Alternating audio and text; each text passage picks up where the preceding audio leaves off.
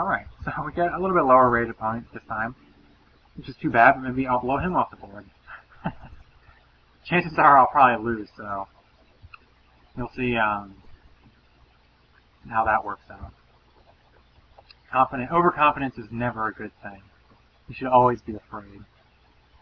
See right there, bishop. Now he has bishop to d5. okay. I got a pass there.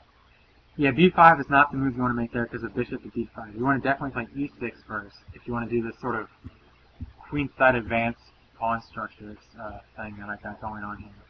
So take a nice big deep breath and just sort of move on. You know, I've got this problem with the keys. Oh my goodness gracious. So the I'm gonna go ahead and play knight to c6.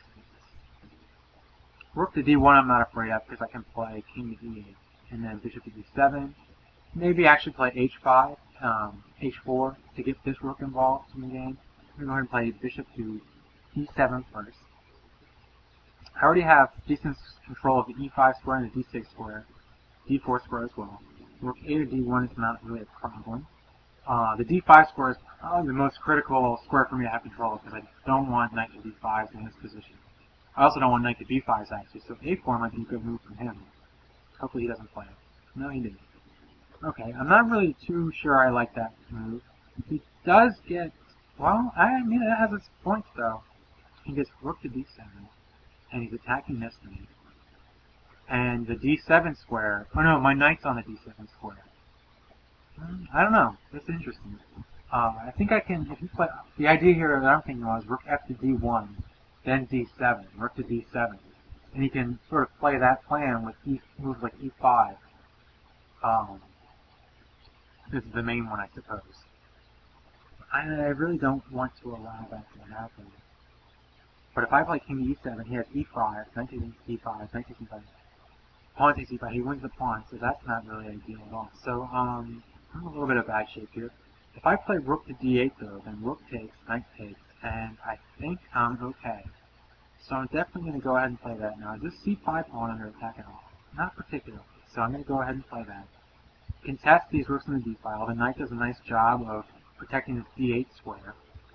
If e5, then this knight can maybe just go back, then e7, or the other option is to play d7 to attack the c5 pawn. That actually looks pretty promising. Knight to d7, and then knight takes e5 follow-up. One problem is that, actually I'm going to go ahead and take this rook. Let's see what he does. If he plays d takes e5, okay, now things are looking a lot better for me.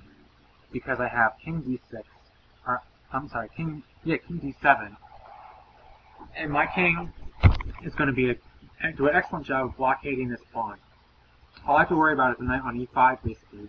The knight on c5 too, I suppose. I mean, those are pretty serious. Those are things that it's important to worry about them, but I think I can get by with this. I think h6 next. I don't want to have to force my knight to guard this pawn. It's a little weak. I'm gonna go ahead and take that, and then knight takes, and then actually f5 might be a move here, or actually knight to d4 will be better. So now I'm attacking this knight and this bishop. So, and if bishop takes bishop to f3, bishop to f3, then I can play knight takes f3 with a check. Or can I even do something better than that? Ooh. Well, that's not so good. Okay, so things are looking a little rough for me. I'm not too out of it yet, but it's getting close. Okay. Yeah, so he blundered. Now, is there any... You can play king to f1 is the only problem. I wonder if I want to play knight to g3 just to mess up this pawn structure. And I'm pretty certain I do. And that will give me a little bit of something. Not a whole lot. Now I'm going to play knight takes... Okay, now I'm going to play... See, I think he should have captured to the center, by the way. Because now I have a pass e-pawn.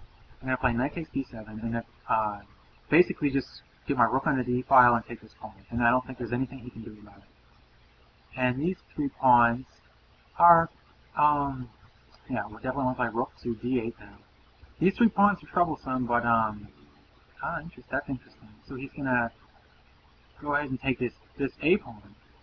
He's getting a lot of activity here, but I don't really actually have to allow him to do that right now. I wonder if a move like a5 would be right. Then he does have no, he doesn't have rook to d5. So I think a5 is gonna be a good move here, because this pawn I can pretty much collect at any time I wish.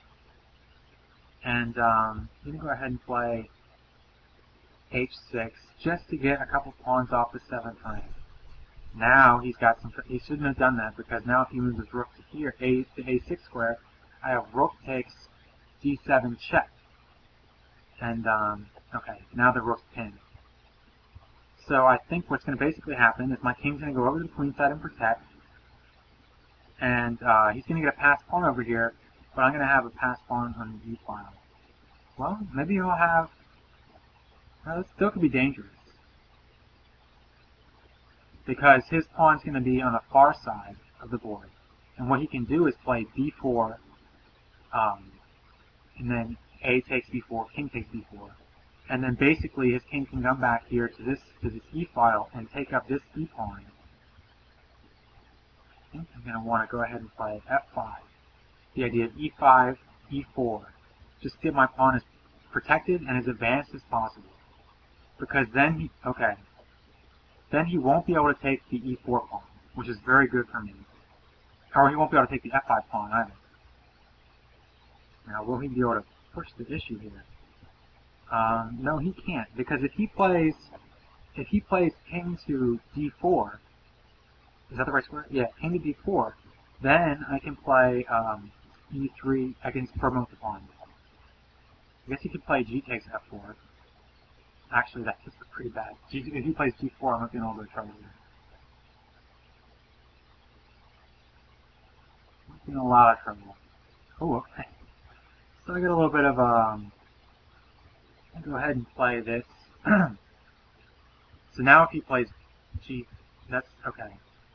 Things are looking a lot better for me now. I'm not sure if he can force the issue with this pawn just quite yet. Actually, I think I got a tactic here. So g3, g takes, f takes, king to d3. No, and he's got king to d2. So that doesn't work at all. Wait. Maybe it does. King to d2. King to king to b5, b4. King takes f2. King takes b4. King to h4. King takes h3. And then so I would actually win that race, because my a pawn will be unopposed faster than he can collect this pawn. So I think this is pretty much a forced win at this point. Unless I don't see what he can do actually. I think it's just, I mean that's an idea. Well that doesn't work that way. You can't just let the pawn from the side. And there's no way I'm going to lose on time in this game. So that's pretty much a wrap. Okay, and I checkmated him. And then I'm pretty bad actually at spotting when I'm checkmating him. I mean, a lot of times you don't really need to check for those, because it's just, I'll put him in check here and stuff. But it would be nice if I didn't mildly embarrass myself by playing a move that checkmates and then saying, oh yeah, okay, it's checkmate. Anyway, let's go over this thing. So yeah, so the lower rated opponent thing apparently threw me right from the get-go, as I made a couple of blunders, maybe, of bad moves at least. Bishop to d5, then rook to a7. I mean, it's not terrible, but it's just kind of not what you want to do on move 5. So, bishop to e2, then I got e6, and then here again, knight to f6 is just not the way you want to do it. I mean, I could have just played bishop to e7 first, and then things would be, or even, I could even play d takes d4. C takes d4. So, I mean, it's really important to concentrate in the beginning, instead of not concentrating and making a lot of bad moves. We got, this is kind of just, that's actually the kind of position where I feel the most comfortable with. Where it's like a kind of complex, or a lot of pieces endgames, or like a very few pieces middle games. I just feel pretty comfortable playing these in positions. I think the positional ideas are much more important than tactical ideas. And the tactical ideas, well, I guess here I just kind of get blown away through a tactical idea. But tactical ideas, I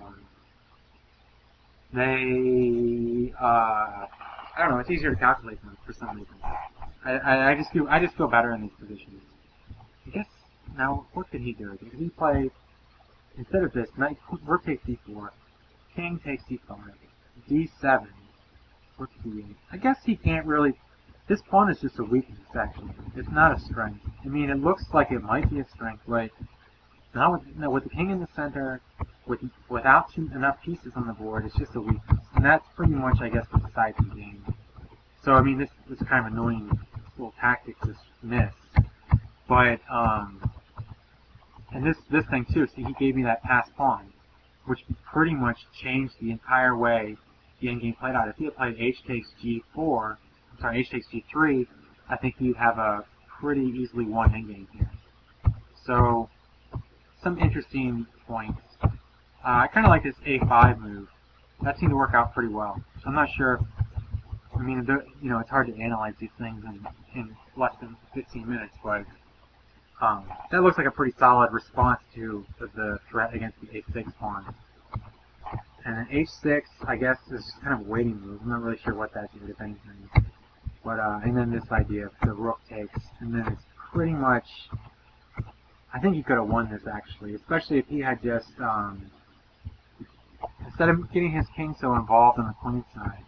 See right there, he should have played b4, a takes b4, king takes b4, and then I don't have. I mean, maybe f5, e5, f5 would work. At least to get a draw, maybe. Actually, no, maybe that idea would win. I think he maybe ought to barrel these pawns into that structure, though. Yeah, I think that's what would happen. So basically, my king would be stuck over here on the queen side, having to collect his a pawn. His king could go over to the king side and take all of these pawns, or at least support something like g4 here, which was a good idea of his. And now he should play g4 again immediately. And if he did that, he actually would have won also, because f takes g, h takes g, and I really have no move. E3, he just takes, and then these two pawns will he'll be able to win just by getting these two things. What's the other? I mean, there's not really any other option. So king to c3 was actually a pretty nice blunder of his that I think pretty much gave me the win. And then this is, I think, kind of pretty decent calculation on my part. It's not that complicated, but I'm not. Calculation is probably maybe one of my worst parts of the game. It's not that I can't calculate, but I miss things very often. So I think I did a pretty good job thorough job of looking. Actually, though, you see, the point is that I actually missed this b4 pawn push. I didn't even think about that as an idea before I committed myself to this line. And that's that's a very bad habit to get into, because those are the kind of moves that can get you so often. And it's just, I mean, it's a simple idea, and it's like a pretty basic idea. But I just, you know, it's very easy to miss that kind of thing. And I'm not really, honestly, I'm not sure how I can go about not missing it. So it's kind of a downer to end the video on. I think I'll be alright. I'll figure out something, you know, just not this video. I won't be able to figure out how to fix that problem. But anyway, thanks for watching.